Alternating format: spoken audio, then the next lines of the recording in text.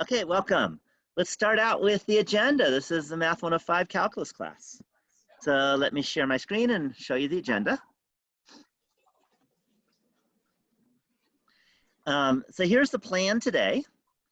We'll start out with the introductions of everyone. And we're going to do the introductions unrecorded because some people feel more comfortable if they're not on YouTube. This will be put on YouTube, just let you know that. And a few things. One is that YouTube will show everything we're looking at, but it will not show the chat. So if for some reason you're embarrassed or whatever, which you should never be, but if you are embarrassed, you can type things in the chat and that will not be, sent public to the world. Not that the whole world looks at this, but, just to let you know. But we are being recorded and this is going to be posted on my YouTube channel so that everyone can watch this later if you miss a lecture or if you want to review. It's a good thing to have. So we'll start out with introductions. I also want to talk about the math club. So I'm going to do a math club plug and talk about what that's all about. And then after that, I'm going to go over the syllabus. And that'll give you an idea of what you're getting into, what you got into by signing up for this class. It's a great class, by the way, but it is a lot of work. So I'll let you know that. Then after that, we're going to do some review questions. And I'm going to put those in quotes because they're review questions that you're going to think you know. And we'll see. Or maybe you won't think you know. Then we're going to get into the slope of the secant line. So if you have a curve and you have points in the curve and you want to find out what is the slope of the secant line for that curve, we'll see how to do that. Okay, not too hard, but you got to remember the slope formula. That's not a, I hope you all know the slope formula for lines. Then we'll talk about the tangent line. And this is just a preview of calculus. So you're not going to fully understand the tangent line after today. You're going to think you fully understand it, but you won't. So that's going to come up in the next, week or two, and then you'll fully understand it. So, but you'll visually understand it. You'll have a good feel for it by the end of the day. And then we're going to get into just talk a little about average and instantaneous velocity. So, if you're driving in your car and you look at your speedometer and it says, 50 miles an hour, what does that mean? And we'll talk about that. And we'll talk about even how it works in your car. And then we'll look at how do you figure out the maximum and the minimum for functions. And we're not going to get into the how-to, but we're just going to talk about that it's important. Again, this is just a preview of all the things we're going to do in the whole quarter. So you're not expected to understand everything we do today, okay? But you're expected to at least listen. Okay, then we'll talk about related rates. Again, just kind of an idea. We're not going to solve anything. Just to give you an idea of why we're doing this calculus class. Then we'll look at area of a rectangle. Okay, that's something you should know how to do. But then we'll say, well, what about other areas? What if it's not a rectangle? How do you find an area? How can you think about it? And then I'm going to do something that pretty much you haven't done in pretty much any math class. And that is look at reality. Everything's been fake in your math classes. And the reason what I'm talking about is we don't live in a two-dimensional world, okay? You may think so because nowadays you're always online and all you see is a screen, but we don't live in a two-dimensional world. We live in a three-dimensional world or 4 dimensions if you count time, or more if you get into the advanced physics, which I'm not getting into. And what is that? That's called, and there's something called multivariable calculus. And that comes actually third quarter, but there's a little preview of calculus, and that's what today is. Today is just to kind of take a look, a little sneak view of the things that some of the highlights of what's going to happen over the year. So that is the plan for the day. So what I'm going to do next is I'm actually going to pause the recording so that hopefully everyone will feel comfortable speaking in public, whatever, maybe even showing your video. So I'm going to pause the recording. Let me stop the share. And pause recording. And let me share my screen back up. And now I'm going to go to the syllabus. And the syllabus is on Canvas. And some of you are used to Canvas, some of you aren't. If you don't like Canvas, it's actually partly my fault. I was on the committee in California to choose Canvas. And I do think it's a pretty good operating system. I mean, there's some things that could be better, but it's actually better. I think it's better than the rest of them that we had to choose from. And as I mentioned, this is calculus. And it's called calculus, but that's really short for calculus and analytic geometry. And Math 105 is another way of saying it. And we meet, this is not an official online class. Just let you know that.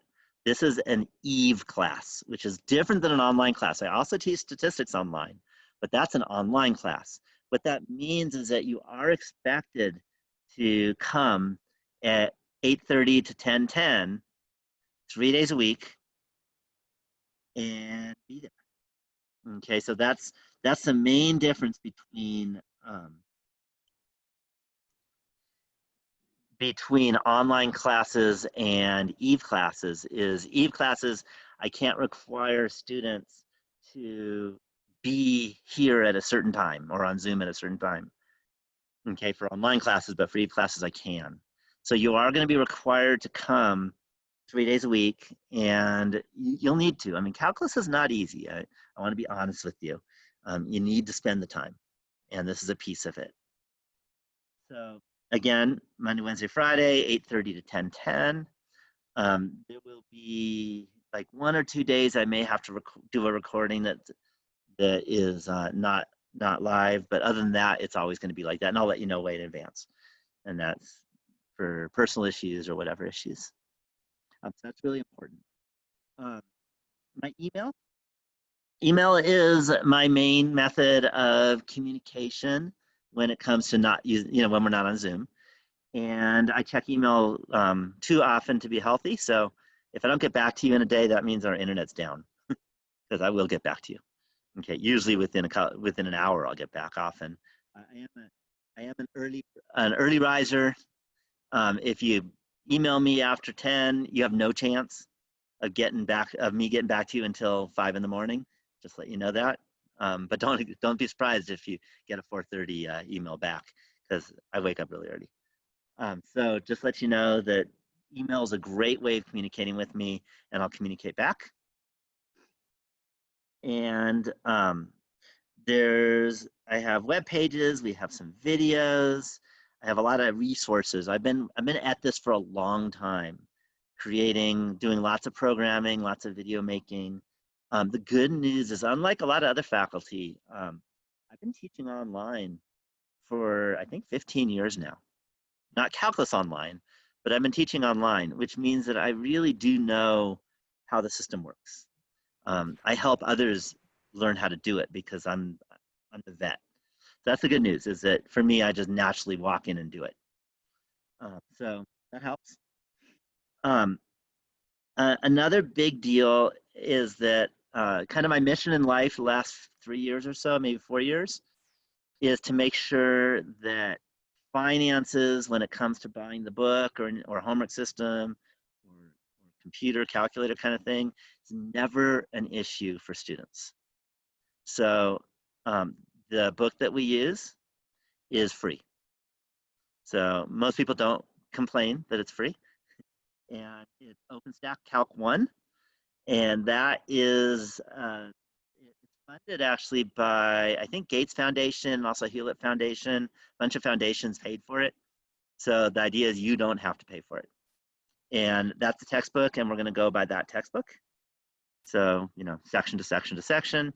If you click here, and just if you're not familiar with Zoom, if you click on the link to the left, right there, it actually takes you away from the syllabus. If you click on this little box to the right, then it opens a new tab and pulls up the book so you don't lose your syllabus tab. So just a note, that's how this works.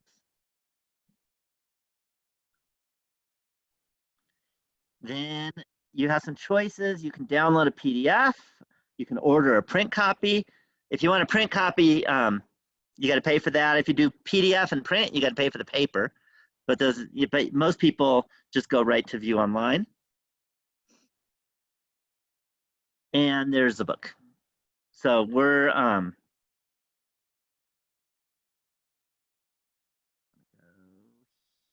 here, I believe. Yep. Chapter 1 is review. So we don't do chapter 1. We start with chapter 2. And 2.1 is the section we're doing today. And that is a preview of calculus. So I figured I'd just show you what the book looks like. And this is the book. And here it is. Okay, so I could give you the description and student learning outcomes, but I'll let you read through that. If you know everything about all these things, then you probably don't belong in this class because you already know the class. So just a note. And I want to also mention anytime you have a question, please either pop it in the into the chat or just say it, and I'll answer your question. This is not supposed to be just me talking, you listening, and no communication. So make sure you do ask questions if you have them. My grading policy is I try and keep it standard because it's easy to understand. 90, 80, 70, 60 for A, B, C, and D. So pretty standard. In terms of the components of the grade, there's a bunch of things. There is homework assignments, and it's weird. In the old days, homework made total sense. Now everything is homework because you're doing everything at home. So when I say homework, I mean in the traditional sense of homework. It's going to be a problem set you do. Okay, then there's going to be quizzes 3 days a week. Okay, and there'll be 20-minute quizzes. And then there's going to be 3 regular exams, and they're going to be scheduled October 9th, November 8th, and December 1st. Then there's going to be a presentation, and it's going to be a group presentation. 3 of you, 2 if you can't, if it doesn't, divide by 3. But that's good. There'll be presentations. It's a little early to talk about it much now because you haven't learned calculus yet, and they're the very end of this class, basically. And then the final exam. Hey, Larry. Okay. Yeah. On some of those, you have 2 different exams on your syllabus. You have them here, but then when you actually look at the class breakdown, you have them on different time, like different days. The ones on here, the ones up there are showing like one exam is going to be on a Sunday, another exam is going to be on a Tuesday. Okay, those are wrong. Sorry. Thanks for telling me the error. I'll fix that after lecture. Sorry about that. You'll also learn I'm not perfect. I do make mistakes. So if I make a mistake, let me know. So I don't know why that happened, but it happened. So sorry about that. The schedule that's coming later that I'll show you, that's definitely right because I set that up by Monday, Wednesday, Friday. I don't know how I made that mistake, but somehow these maybe it came from last time I taught this class's syllabus, and it might not have been changed. That's a possibility. That's my best guess. Sorry about that, but thanks for letting me know because I don't want to confuse you. Well, it wasn't there on purpose, that's for sure. So that'll get fixed. But there's 3 exams. That's the main thing of regular exams and a final. Okay. Let me explain the exams a little bit. One is that the exams are going to be using Proctorio. You may not be familiar with Proctorio. Proctorio is a proctoring system for online exams. And in fact, I know we got some computer majors, computer science majors. It uses artificial intelligence. It basically watches your eyeballs, watches your facial expression, and kind of reads your mind a bit and decides if you're cheating. And if you're not cheating, there's nothing to worry about. And if you are cheating, then it'll let me know. So the good news is the fact that it's there keeps people from cheating. So I usually don't have to do anything. But it's actually a really good system. But you do have to have a webcam. If you don't have a webcam installed in your computer, then what you'll need to do is you'll need to get a computer from the college. The good news is, and you can thank me about this, is that the computers are free. Okay, you don't get to keep it forever, but you get to keep it for the entire quarter. So anybody who needs, it's a Chromebook, nothing too fancy, but it works. Anyone who needs a computer for these exams and for everything else, by the way, you can just go to the college and pick one up. You need to let me know so I can let them know you need it. And then you need to schedule an appointment to pick it up because of COVID, you know, it's kind of a mess, but it's no big deal. And then it's a free Chromebook computer to use for the entire quarter. And that has a webcam that will work for the exams. Okay. What I will do is I will set up some practice tests, probably in a week or two, so that you can check to see if your computer does work with Proctorio. So you'll practice, make sure it works, and if it works, then you're good. And then when the regular exam happens, it shouldn't be a problem. That's kind of the idea. That way you don't have to like get to the exam, realize it doesn't work, and fail because you can't even take the exam. So that's a good thing. Okay. Main thing, don't take the exam late. That's bad. If all homework assignments are turned in for the entire quarter and no more than 3 assignments are completed with a grade of 5 or less, okay? And when I say 5 or less, that really means 50% or less. Then the regular exam with the lowest score will be dropped. And mathematically, the way I do that is I replace the score on your lowest exam with the average of your 2 higher exams. So your grade goes up, is the idea. Okay, and you won't see that on Canvas, but that doesn't matter because it happens on your transcript, because Canvas won't do that. Any questions about the exams? Any questions? Okay, now when it comes to content, I'll let you know later. Right now we haven't learned calculus yet, so you're not ready to understand the content. But we'll get there. Okay, homework, which is these assignments. They're going to be due by the end of the class or by, I'm not sure if it's 1 or 12. It might be noon. I have to check. But basically, you get a couple hours after class. That way, if you got some questions, you can ask some questions. But the idea is you're supposed to have tried your homework before class starts. Okay, and then if there's 1 or 2 things you need help on, I'll help you out with. Okay, everything is taken online. Okay, and by the way, even when we're not in this online environment because of COVID, homework is still online. Okay, and the homework system's free, but I do have a little bit of a charge for you. And it's more of me pleading you to do this. And that is, if you find any mistakes in the homework, can you please let me know, even if it's a typo, like a spelling error or something, please let me know. A few years ago, I had a grant to develop homework assignments for all of our classes. And I had a team and we developed it so that you don't have to pay. So in the old days, it was about $110 a person to get the homework license. And that's tough for a lot of people. So I made that not happen anymore. Now it's all free. Okay, but you know, if you find a mistake, it'll help other people in the future, especially if I can fix those mistakes.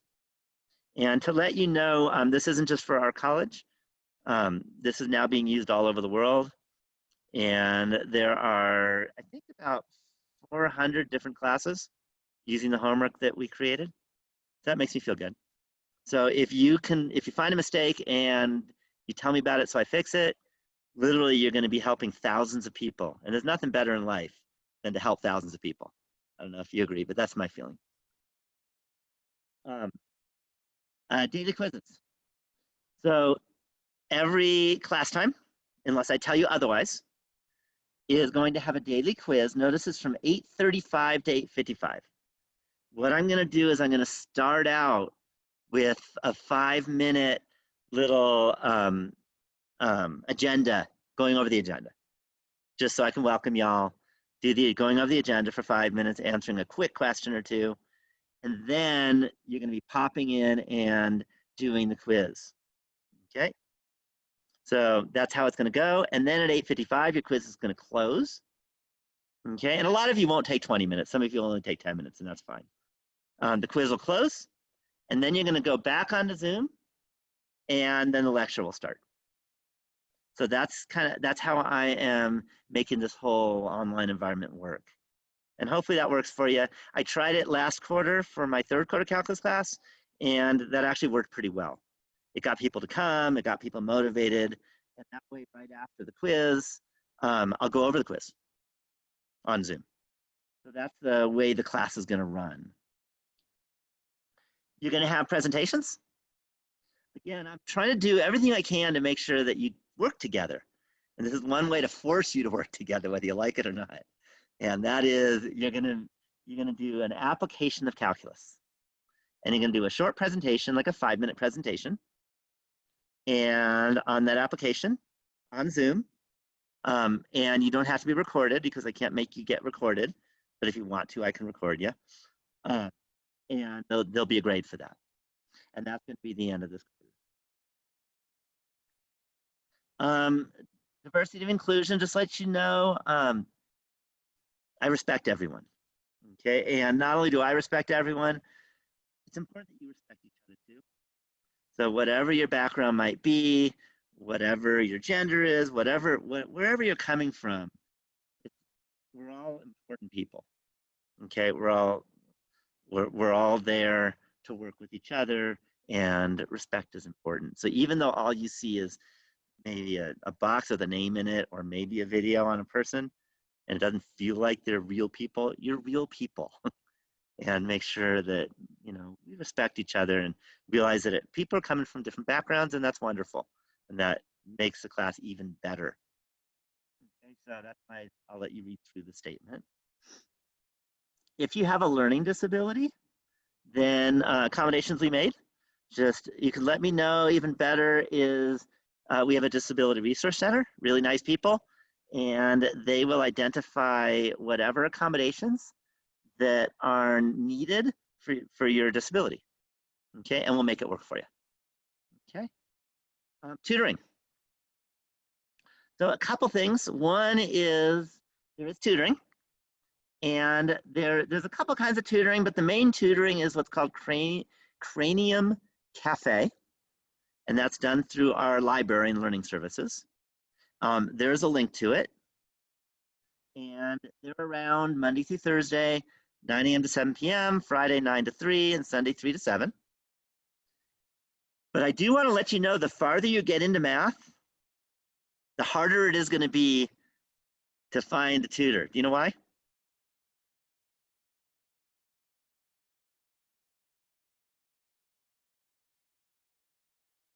You don't know why? You can say it or put in the chat. Because nobody knows how to do it.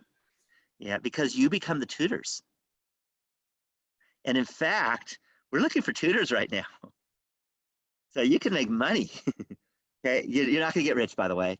And the money, it may feel like you're making a little bit of money, which is nice, but what you're really making is, if you become a tutor, then your foundation skills in math become so solid that you're gonna do great in your math and science classes. So I was a tutor, by the way, at UC San Diego.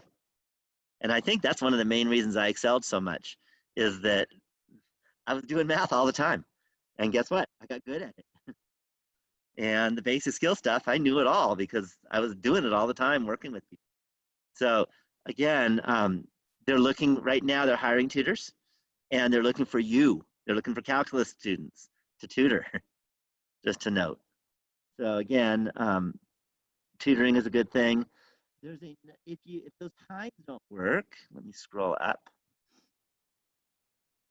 See where it says free online tutoring on the canvas? So there's tutoring, this is 24/7, 365 days of the year. Actually, this year it was 366 days, because we had a leap year. So they're always open, which is kind of weird. Even like, and I don't recommend you do this, but if for some reason you don't want to have turkey on Thanksgiving evening and you want to do math instead and get help, you can, because they're even open then. So they're always open. Unlike Cranium Cafe, though, these are not Lake Tahoe people. So they're not going to know our class. Does that make sense? Whereas the tutors in Cranium Cafe were my students, and they've been through this class. Does that make sense?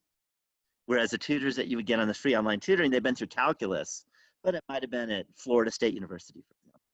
Could be anywhere. Okay, so just a note, but they know their calculus. So again, there's lots of support. Okay, if you need help, and everyone needs help sometimes, you can get it. I'm here for you. The tutors are here for you. We can get it. Also, I'd like a to word on point out, honesty. What's that?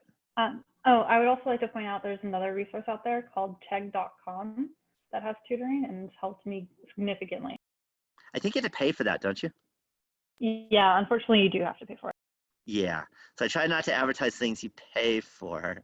There's my daughter too. She actually does that for a living. Mostly she does Japanese, but she does math too. But I shouldn't be shouldn't be pushing that. But there are a lot of resources for pay. But these other ones that I'm showing you is all completely free. And free is good. But yeah, Chegg can help you with the tutoring also. And there's a lot of others too that cost money. And that does help. Okay, the main thing about cheating is don't. One thing again is that even if you cheat on the quizzes, for example, I won't know. You know, if you go and watch a video on the question or something, or pop it into PhotoMath, I won't know, but you won't learn.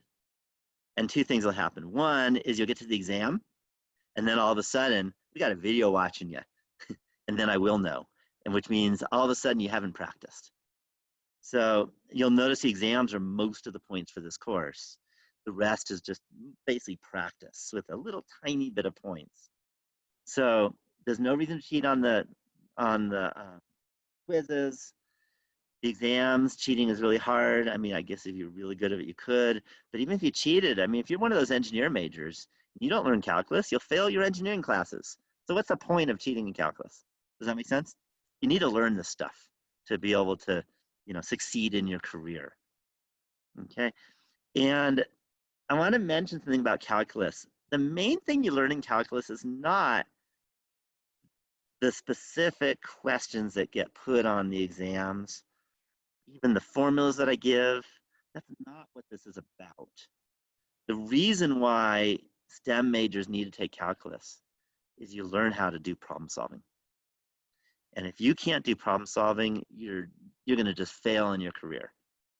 Okay, you need to be able to tackle a problem. You need to break it down, come up with strategies, solve it, and then check to make sure you've got it right. And that's really what calculus is about, is it gives you that problem-solving capability in terms of, you know, kind of mathematical reasoning, problem solving. And that is really important.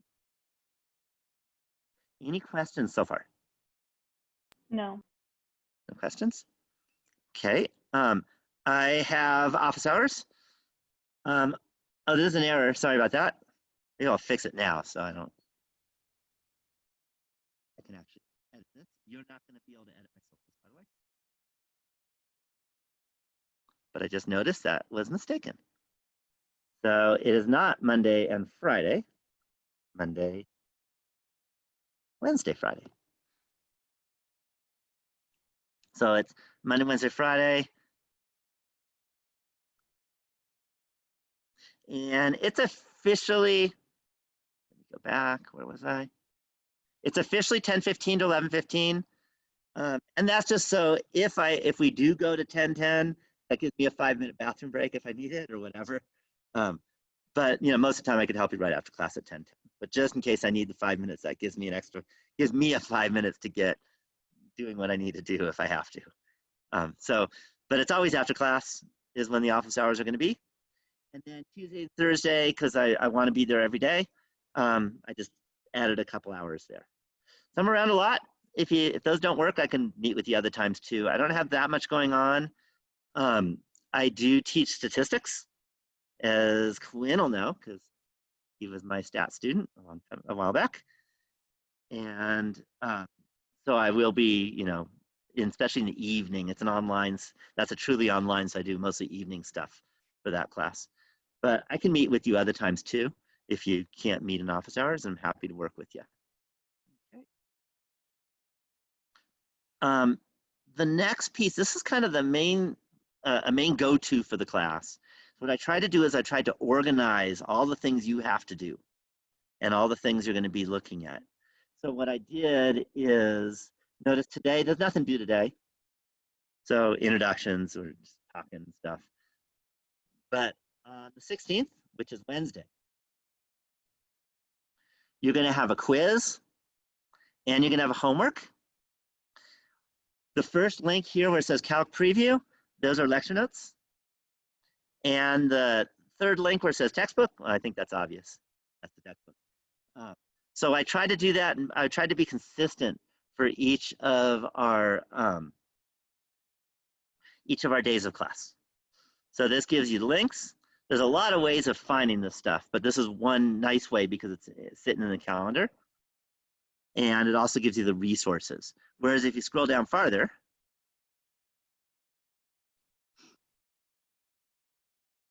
you'll see the due dates. These are assignments that are due. So notice there's going to be a quiz and exercise, quiz, exercise, quiz, exercise. And that's typical on most days. Quiz, exercise, quiz, exercise, quiz, exercise. And that's how the class is going to go. Any questions so far?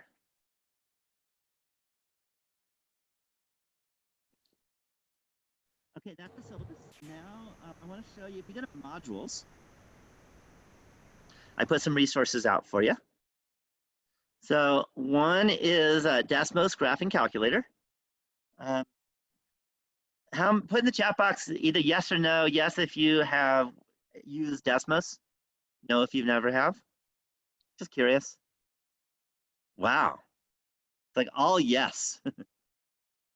Interesting, interesting. So Desmos has been around for a while. The interesting thing is, there was a small piece of Desmos I wrote. So I helped them. There was a little bug and I fixed it for them. They're out of San Francisco. Nice people, very nice people.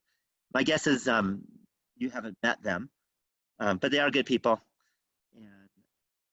And so I posted that because it's a nice way of graphing stuff for this class. Okay, third quarter is different. Third quarter is three-dimensional stuff, and there's a better one than Desmos for three-dimensional. I also popped in Symbolab. Symbolab is a little dangerous. Who's used Symbolab? How about a yes or a no for Symbolab? Okay, about 2/3 no. Maybe I'll show you Symbolab because that's a really nice one. So Desmos is for graphing. Symbolab is for doing. I just made a mistake. Whoa, what just happened? I need to go back.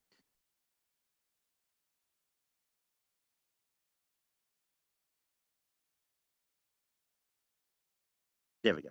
So you go Symbolab. It gives you the frown. You gotta hit this button here. That sends you to Symbolab. And by the way, I had lunch with the author of Symbolab. She is in Israel and has done an amazing job on this. So this is one of these where you can do d over dx, which if you don't understand, that's fine. If you don't understand by a month from now, it's not fine. That's like what most of this class is all about. And then you could have, I don't know, sine x squared. And then just go. And then it gives you the solution. It gives you step by step. It talks about, apply the chain rule. It tells you all the little pieces and details on how to get there. By the way, you're not allowed to use this when you're taking a test. Okay, because otherwise you don't have to do anything. So just let you know, this does all the calculus. So Symbolab's a nice thing, but be careful about relying on it because you're not allowed to use it for the test. Okay, there was already a question earlier about little review. So I have put in a trig cheat sheet. But this is a nice review of trig, because I know a lot of you either haven't had trig in a long time, or if you're at Salto High School, I heard that they didn't do much trig. They just like COVID happened and they just skipped it, which is not okay because you are responsible for knowing trig. And so I put this in after hearing that there's a lot of issues. And notice it's not even all trig. It's got exponents and logarithms, algebra, it has everything. And it's a really nice kind of review of all the stuff that you need to know for calculus. Okay, so for example, radian measure. Do you all remember radians? Hopefully you do. Okay, if I say something and I talk about how many degrees it is, what am I referring to?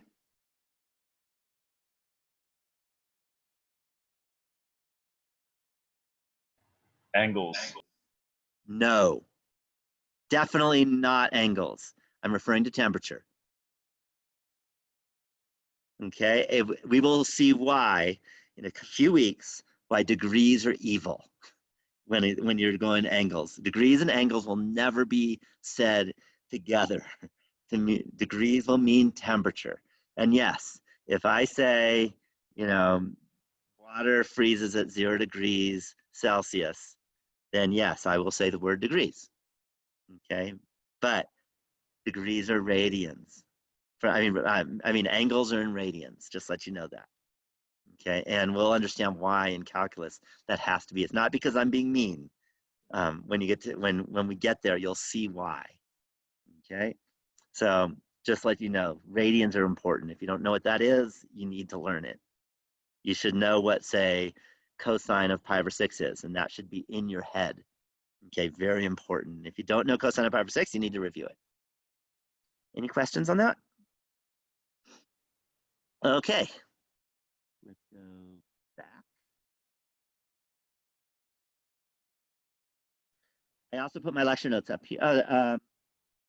I also did calculus visualizations with GeoGebra. I'll be using that a lot. I'll let you look at that. That's more for just learning stuff. It's not really for review. And then I also have my lecture notes. So there's a lot of stuff on these modules. And then here I have the books set out and stuff like that, and all kinds of stuff that you can get out of it. Okay, the next thing I want to talk about, and this is really important, is our math club. Okay, and we have a math club on campus. Let me type some stuff.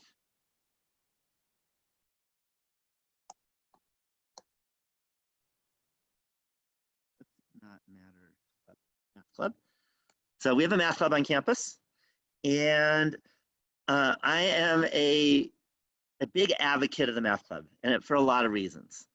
Okay, it's very important for students to connect with each other. Again, that whole community is important. So it allows you to connect with other people that maybe have some inclination to be able to do math.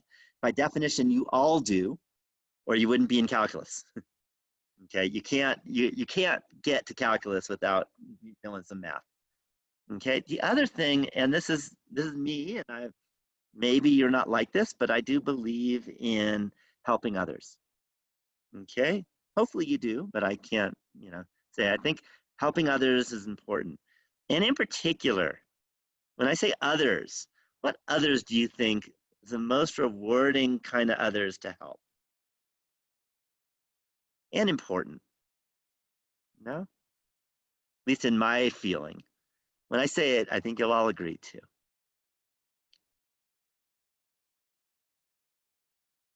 I don't see y'all jumping in. I'm looking at the chat box, I'm listening. Everyone's afraid. Those who need it, but in particular, children. If you could help a 10-year-old and really work with that 10-year-old and make it work for them, I don't know, there's something special about that. If you can change someone's life who's a child, then there's nothing better in life than knowing that you have helped children.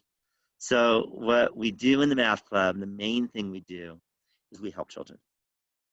And what we do, well, in the past, is we would set up a table in the college for tutoring. We can't do that anymore because of COVID. I hate COVID, by the way. And I'm trying to work with the unified district so we can do this online at least. And work with kids, work with children who need math help. Okay, so again, you don't have to be a calculus expert. If you know, arithmetic, like how to do decimals, a lot of children, most of them come from middle school. So it's a lot of decimals and fractions and stuff like that, things that you all know. And some come from high school, and then you can probably help them too. But it's a great thing, and there's a lot of things you get out of it. One is that feeling of, helping children. Again, to me, there's nothing better than that. And these are nice children. That's the good thing. They're not running around all the time, being naughty or anything like that. They're sitting there working on math and asking you questions. The other thing it does for you, by the way, is there is nothing that looks better on a scholarship application than I volunteered in a program to help children with their mathematics every week for an hour, and with the math club. It just looks really good on an application to get into a good college, to get a scholarship, whatever it might be, a resume. It just looks good. The other thing it does for you, and this makes me feel good too, when I go into the schools around town and I look at the math teachers, a lot of them were our math club members a while back. And guess what? They became teachers. So sometimes, I know none of you said you want to be a teacher, but that might change. Maybe you'll realize that, there is something good about teaching. And I'm a big believer in teaching. You don't have to want to be a teacher, but it's a good thing. So that's the main thing the math club does. The other thing that the math club does, and I'm really crossing my fingers, it's going to happen, and that is on March 14th. What's special about March 14th? At 1:59. Yeah, that's Pi Day. Okay. So at 1:59, 26 and a little bit of seconds. Okay. We have Pi Day, and we do a big Pi Day festivity at the college. And I'm really hoping we have a vaccine by then and we'll be actually do it. We'll see how it goes. So we have a big Pi Day thing, and anything else you guys want to do. We have a big party at the end of the year at the beach. So that's fun. And it got canceled this year. I hate COVID. But hopefully by spring we'll be back. I think there's a good chance of it because I'm hoping for a vaccine. So anyway, Wednesday we're going to have our official math club meeting. And that's going to be one of those office hours that get delayed a bit. So we'll do the math club meeting first, and then we'll do office hours. It'll be on Zoom, on this Zoom. And it's not just this group, it's also the second year calculus class, the other calculus class, pre-calc. So all you have to do is be enrolled in an LTCC class to be allowed to be in the math club. That's the requirement. You don't even take a math class, but most people like math, so they could be in it. Any questions about the math club? Okay, so I'll give you a reminder on Wednesday about our math club. And again, it's a good thing. It's just it's been good for our community since I got here. So this will be our 25th year. What time is that meeting? It's right after class. Okay. So it's 10:10, I guess, or so. Might be 10:15, but something like that. Any questions at all about anything before I jump into doing math? Okay, now that I've talked about the class. Okay, if there's no questions, now I'm going to ask you a couple questions. I want to warn you, they might be a little tough. We'll see. So first question. So here's a graph. Do you see the red graph? And I want you to know, I made this graph using Desmos. Okay. And then I copied and pasted a section of the graph. And I want to ask you, which function is this the graph of? I want you to, all of you, put it in the chat box. Okay, did I copy and paste it from y equals, is it a y equals x, y equals sine of x, y equals 2 minus x, or y equals x squared? And everyone, I want everyone to participate.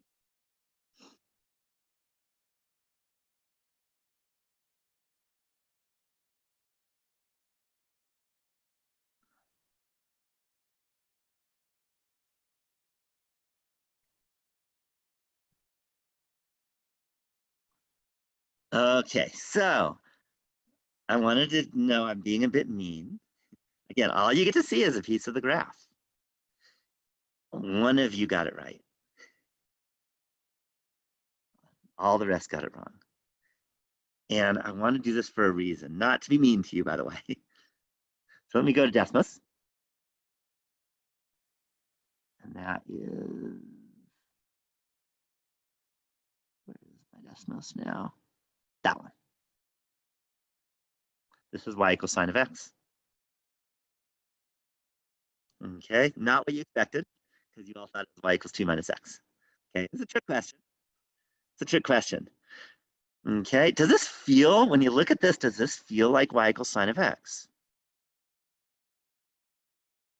Doesn't have that feel, does it? Let me do something. Let me zoom out.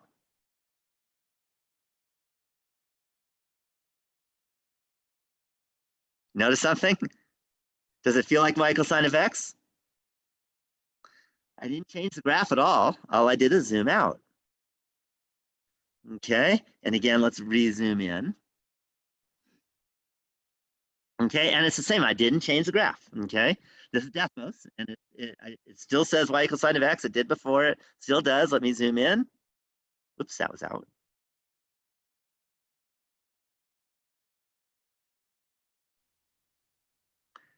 And there's y equals sine of x. So this is what calculus is all about. Okay, it's not all about being tricky, by the way. It's all about realizing that if you zoom in enough, just about every function that you work with, it's going to look like a line. Okay, doesn't this look like a line? Again, you all said C, y equals 2 minus x, which it wasn't y equals 2 minus x, because that's not what I put in Desmos. Okay, and Desmos didn't do it wrong or anything, just let you know. Desmos doesn't get things wrong. This is y equals sine of x, but it's zoomed in. Any questions on that? Let me tell you where people got it wrong in a deep way, and there's still some stupid people, okay? And I will be confident by calling them stupid, and I think you'll agree. Hopefully you're not one of them. That is, I don't know, 1,000 years ago or so. Think about being a sailor, and you're in your boat, and you sail. Okay, and you sail due east or something like that. Are you sailing in a? Are you sailing your boat in a line?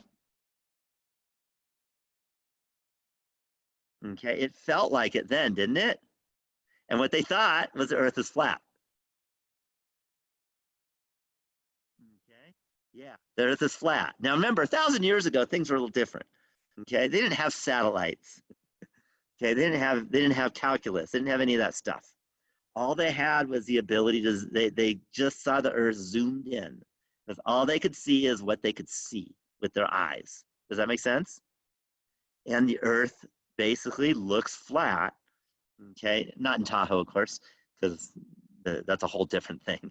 But if you're sitting there in a valley or on the ocean or something like that, the Earth looks flat. And that's because even though, and you better all believe that the Earth is not flat, that the Earth is the Earth a sphere?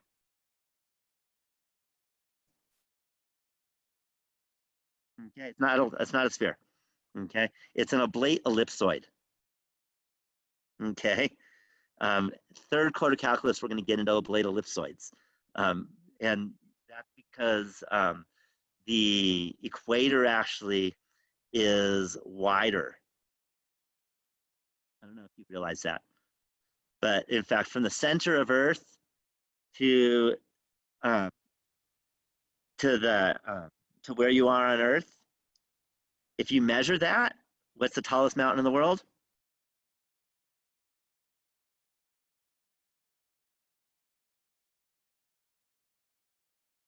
So what's the tallest mountain?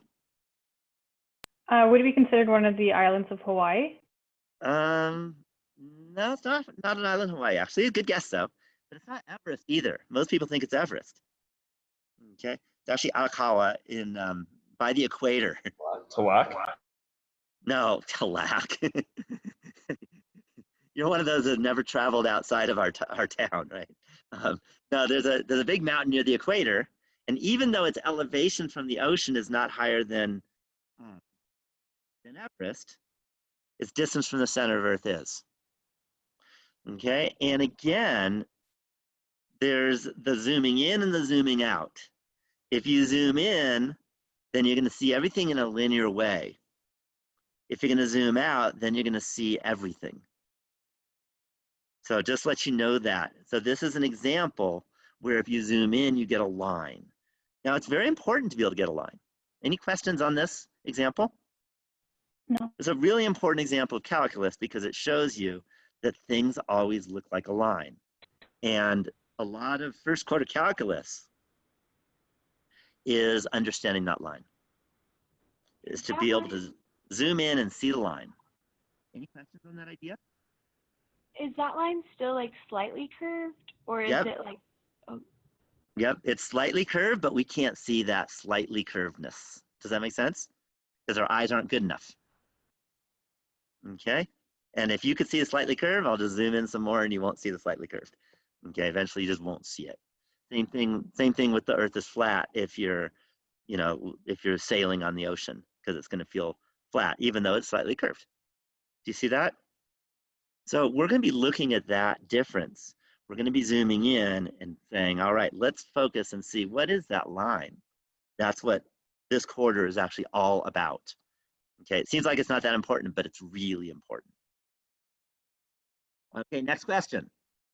Okay, so this is going to be a little true false question. So it's 2 questions, by the way, I have. This is the second one coming. Let's make it so it's on its own page. Okay, so true or false? If you shine a light, okay, like a flashlight or something, ahead of you, then the light travels in a straight line.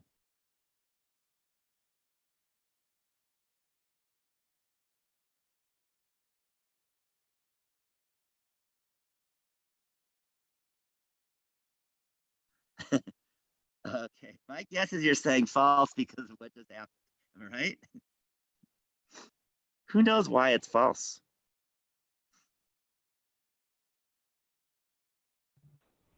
Okay, does it, yeah, like, refract out like a there cone? could be some refraction, but that's not really the big issue.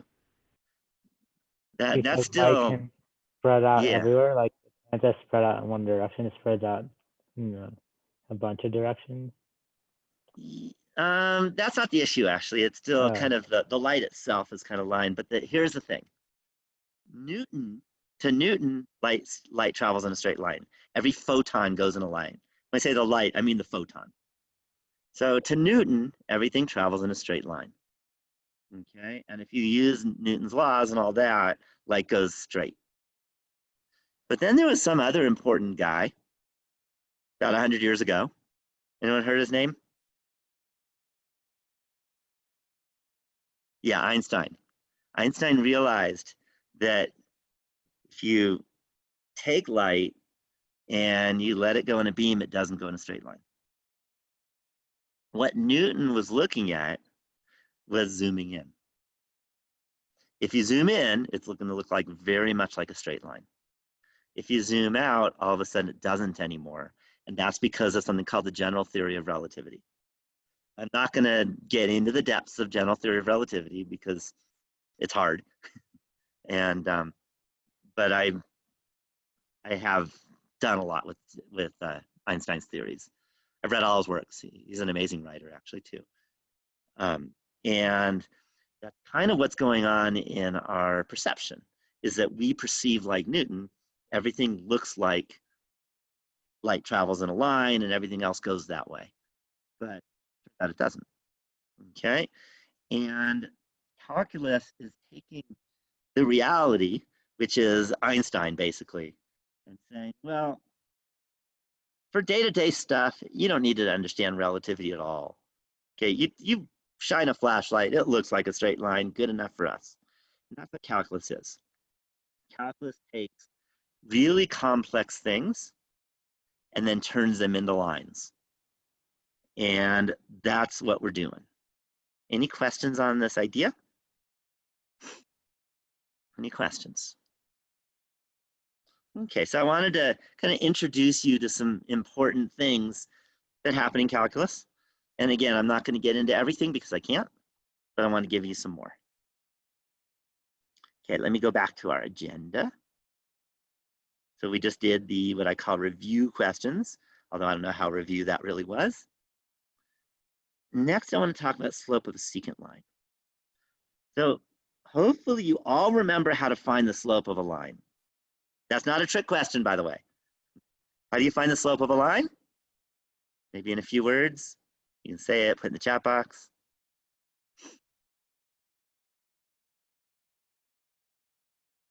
Yeah, rise or run in a few words. Rise or run is a good way of doing it. So the idea is the following, and I'm gonna grab a little visualization tool. I think it's that one. Yep. Okay, so here's a visualization tool. So here's an example. This is just the one. Maybe I'll make an easier one. Instead of 3 times the square root of x plus 7 minus 4. This was just a standard that came in this particular tool. How about x squared? Okay, by the way, is y equals x squared a line? Is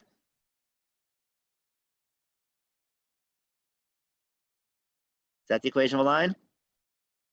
Yeah, definitely no. You all better know it's not a line. Okay, that's a parabola. Okay, so there's y equals x squared. I can pop some points in. And what we can do, let's let a be, let's say 0. Okay, we could look at 2 points. That's how you zoom in and stuff. Let's scroll a little bit.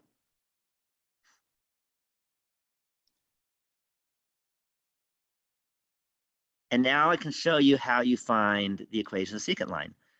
And again, this was a nice visualization tool. I liked it. So the first thing you do is you do rise or run. So the run, by the way, was about 0.88. The rise is about 3.8. Is about 4. Okay, it's actually 2 and 4. And there's your secant line. Can you all see it? And what is the slope of that secant line? This is easy. It's not a trick question or anything. What's the slope of the line that we're looking at? Yeah, it's 2. The rise is 4, and the run is 2. So it's 4 over 2. Okay, I can change this, and I don't know, make it -1 to 2 if I want. And then we get a new slope. And now the rise is going to be, well, it's going to go from -1 to 4. So it's going to go from 1 to 4, which is 3. And the run is going to go from -1 to 2. That's also 3. And guess what? My slope is 1. Any questions on finding the slope of the secant line, kind of visually at least? Okay, now what I want to do is I want to take this point and I'm going to move it. And what I want to do is I want to send it really close. If I send it really close, then it's starting to look like it's zoomed in. And I can actually zoom in now. Where'd it go?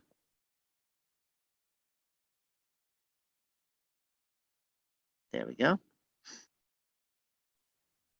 And then you can see it zoomed in, and then we can see that that secant line It's kind of looking like it's on the graph, isn't it? All of a sudden, the parabol's looking like a line, and it's starting to look, that secant line looks like the graph instead of off the graph. Okay, it's not perfect, but it's close enough for the eyes. Can you get it to be exact?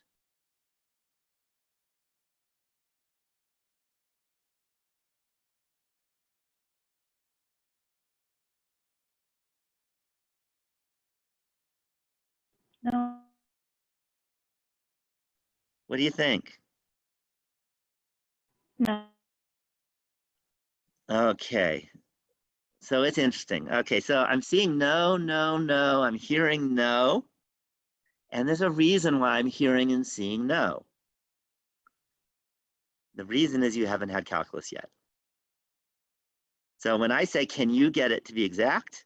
The answer is no. If I say, can I get it to be exact? The answer is yes.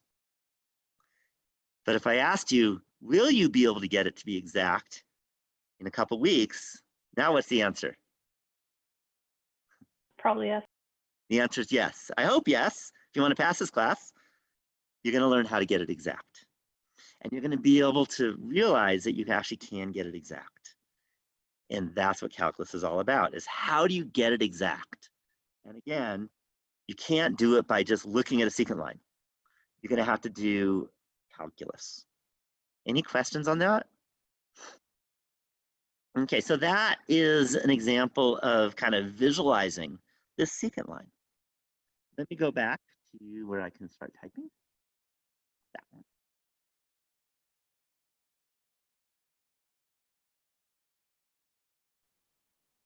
And let's do an example. And I want you to try too. So let's do one that's more of a typed out function instead. So find the equation of the secant line.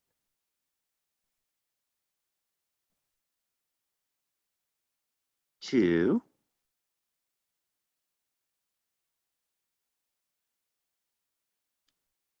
y equals x squared minus x plus 2. And let's go A from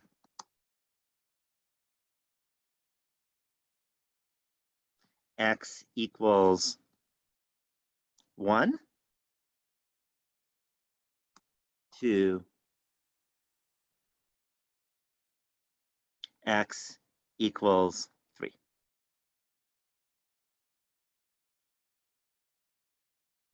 And let's see if you can do that. I'm going to give you a minute or two. I showed you visually what it looks like. And let's see if you can find the equation of the secant line.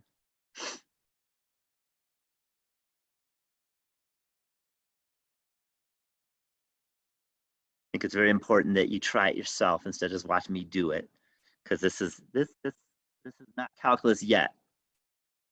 Calculus will happen on Wednesday, by the way. Today is preview.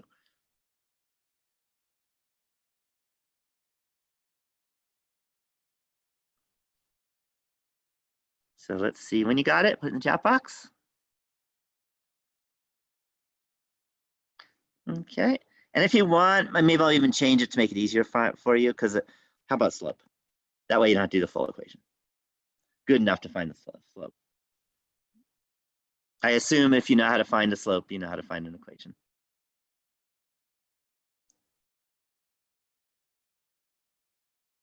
Okay, so we got River has number. Let's see if anyone else has one.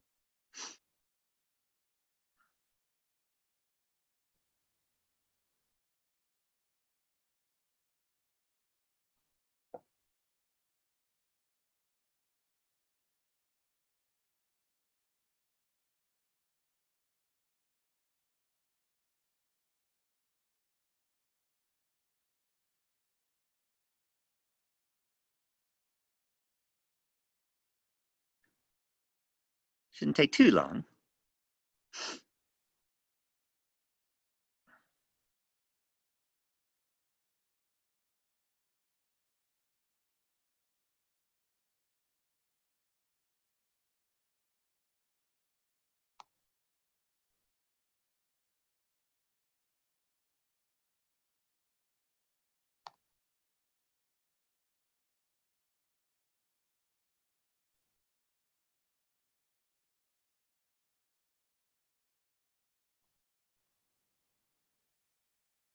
Okay, you're all saying 3, so let's take a look.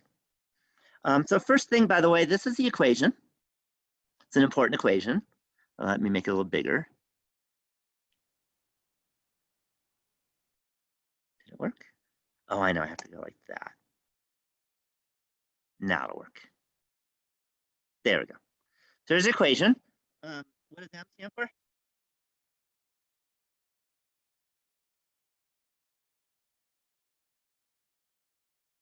So what does M stand for? Slope. Yep, M stands for slope, because obviously it's the first letter of the word slope, right? You all know that, right? Okay. And it's the first letter of the word slope in French. Just let you know that.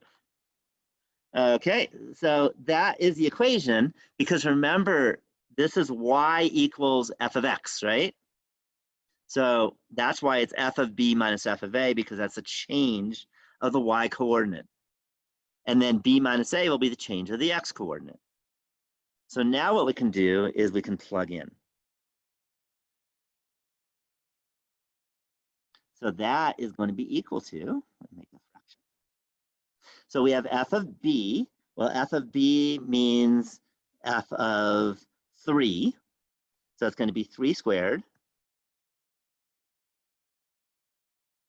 And then minus 3 plus 2.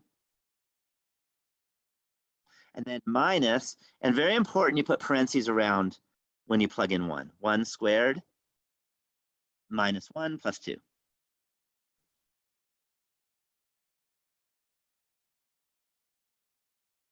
you don't put parentheses, it's not right. And then divided by 3 minus 1. Any questions on that?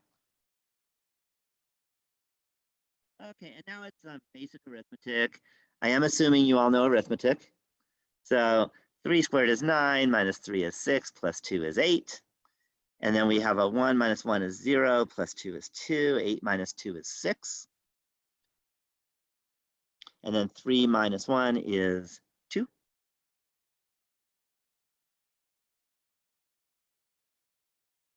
And 6 over 2 is 3.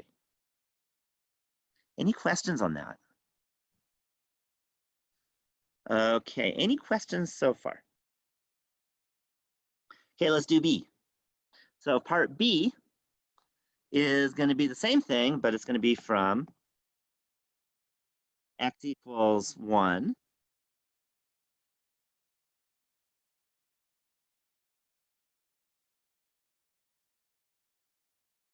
where we go,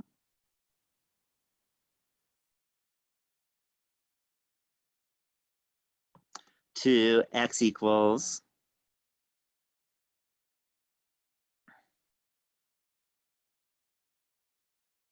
1.0002.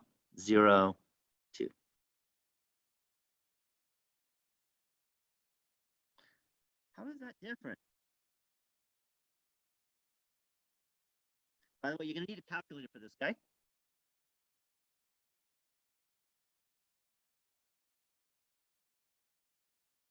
Okay. What this is now we've zoomed in.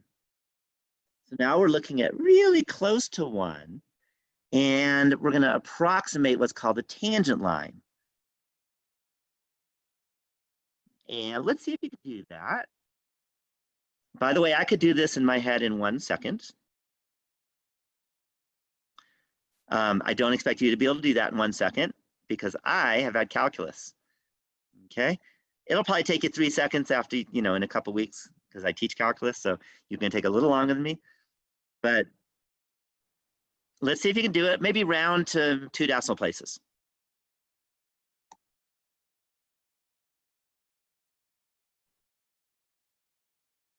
And round your final answer to 2 decimal places. Let's see if you can do that.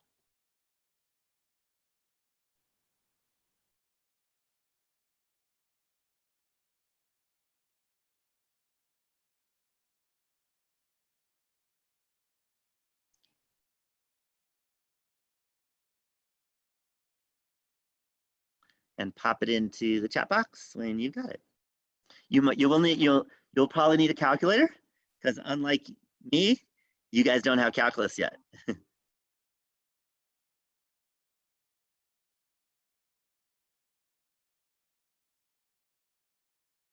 You haven't learned all of calculus, but that will change.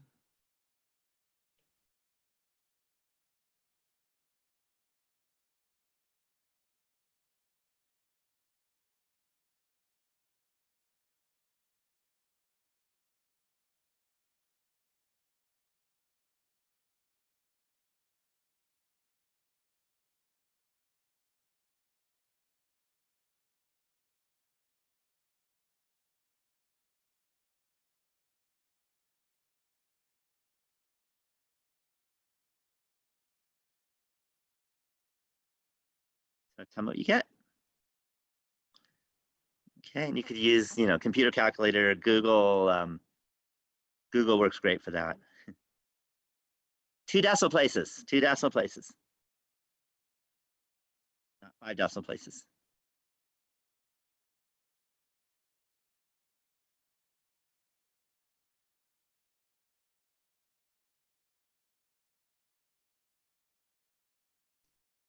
Yeah, the answer is 1.00. Okay, I'm not going to go through this, but I want to mention something. What if you rounded to do 2 decimal places from the very beginning instead of the final answer? What would happen? Why would there be a disaster?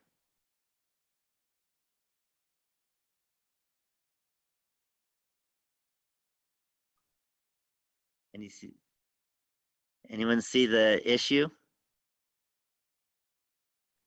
If we rounded the inputs into 2 decimal places. Yeah, it would be much worse than 0, actually. It'd be 0 divided by 0. And 0 divided by 0 is a problem. So a big piece of calculus is saying, well, you're not going to get, we don't want to get 0 over 0, because that's a problem. So what we're going to do is we're going to take a whole lot of decimal places, and then we're going to use that. But a whole lot, we'll talk about what that definition is. Okay. So again, I'm previewing calculus, so we're not going to get into the details today. But Wednesday and Friday, we'll do that. Any questions on the secant line? Okay, let's do some more. We just talked about the secant line. The tangent line was part B, by the way. That was 1. So the slope of the tangent line was 1. Okay, and that's when you took a number really, really close. And again, Wednesday we'll talk about the definition of really, really. But for now, you get the idea. Okay, let's talk about average and instantaneous velocity. Okay, and let me ask you something. When you're driving and you look at the speedometer and it says you're going 50 miles an hour, what is it doing? How is it getting 50 miles an hour? Does it mean you're going 50 miles an hour exactly at that moment? Anyone know how that works? Okay, I know a couple of you said some of you said you're going to be engineers. The engineers have to understand this. Yeah, so what it does is it does one tire rotation. It knows how what the circumference of the tire is. It knows what the circumference of the tire is. It knows how long it took for that rotation to occur. And then it does a division. What it's doing is actually finding the slope of the secant line. And that is the average velocity. Any questions on that? Now, if you can zoom in into that graph, kind of an infinite amount, then you call it the instantaneous velocity. Now, of course, in engineering, you can't zoom in exactly perfectly, but we can kind of estimate the instantaneous velocity. So when you're looking at your speedometer in your car, okay, or your friend's car if you don't have a car, then what you're looking at is the car is approximating the instantaneous velocity with the average velocity. Any questions on that? Any questions? Okay. Now, notice what the car is measuring is distance, because the circumference of the tire is a distance. It's not a speed, it's a distance. But if you take the distance that you've gone divided by the time, then you're talking miles per hour. And now it's sounding more like velocity. Any questions on that? So the way you turn distance into velocity is you find the equation of the secant line. If you want instantaneous velocity, you zoom in an infinite amount and get that instantaneous velocity. Any questions on that idea? Again, today you're not supposed to understand all the details, but just get the idea. Okay, what if I asked you, let me go back to Desmos, and I can change the graph. Zoom in, let's zoom normal. And let's suppose we have x minus x cubed. And I want x to be positive. So I'm going to only look at positive values of x. Let's zoom in a couple times. Now, do you all agree that there is a maximum value for positive values of x? There is a high point. What is that high point? What is that maximum value and where does it happen? And with Desmos, you can actually look at it. Now, is that the exact value of the high point? What do you think? Of the maximum? Okay, it's not. How do you find the exact value? We got x minus x cubed, y equals x minus x cubed, and we want the exact maximum value. And the answer is, you don't know yet. But any guess on what you're going to need to know to be able to find that exact maximum value?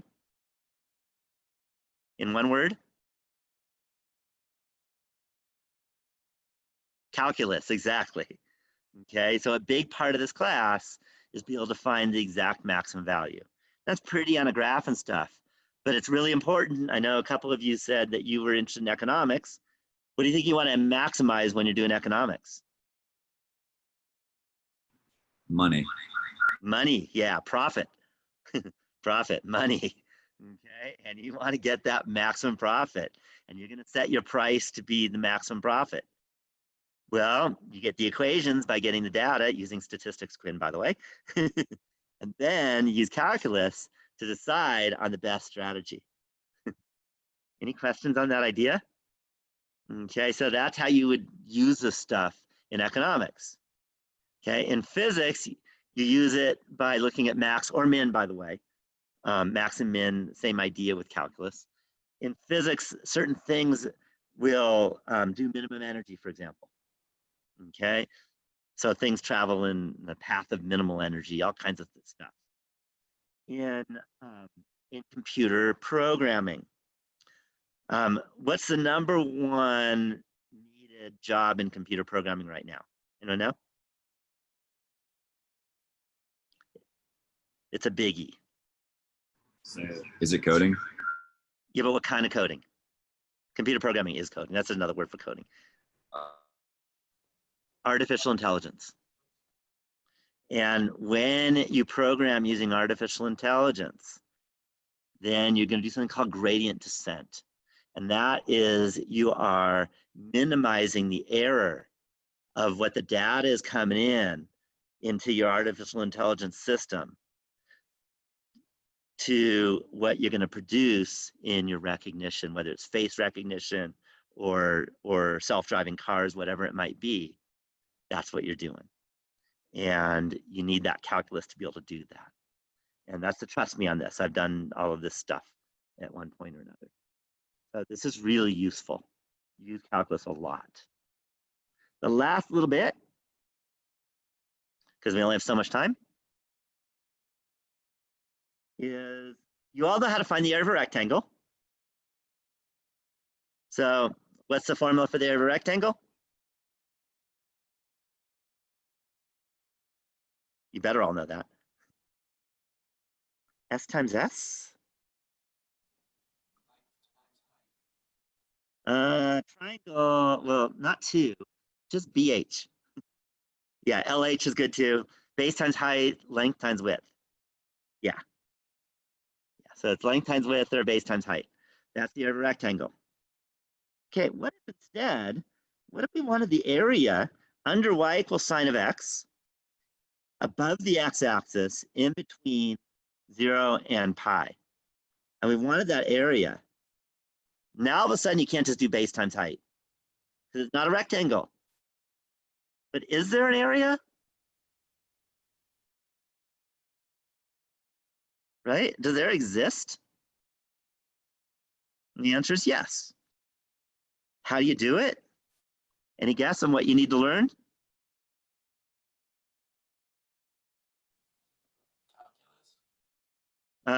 Good guess on max min, but it's one word. It's the word for this class, calculus. Okay, and especially next quarter, we're gonna do a little this quarter at the very end, and then all of next quarter. And the way we're gonna start, just for the homework assignment, is you're gonna draw some rectangles. And you're gonna find the area of the rectangles and add them up. It won't be perfect. You're off by a little bit. Do you see? But at least it's an estimation. Any questions on that? On the other hand, if you want a better estimation, you can do, let's say, 114 rectangles. And then you're really close. Do you see that? And if you do an infinite number of rectangles, you're perfect. But good luck trying to calculate an infinite number of rectangles. You need calculus. So that's pretty much what I have to say today. It's a minute or two over, but I had to go through the syllabus and stuff. So just want to let you know you want to do the homework assignment before class on Wednesday, so that at 8:35 a.m. on Wednesday, you'll succeed on the quiz. Okay, and the quiz will look something like the homework and also like lecture, except that you're gonna have to type out your answers. That's the main difference. And you're gonna actually, and I want you to show your work too. Type your work. Okay. So I am going to stop the share and stop the recording. And thank you for coming to our first day class.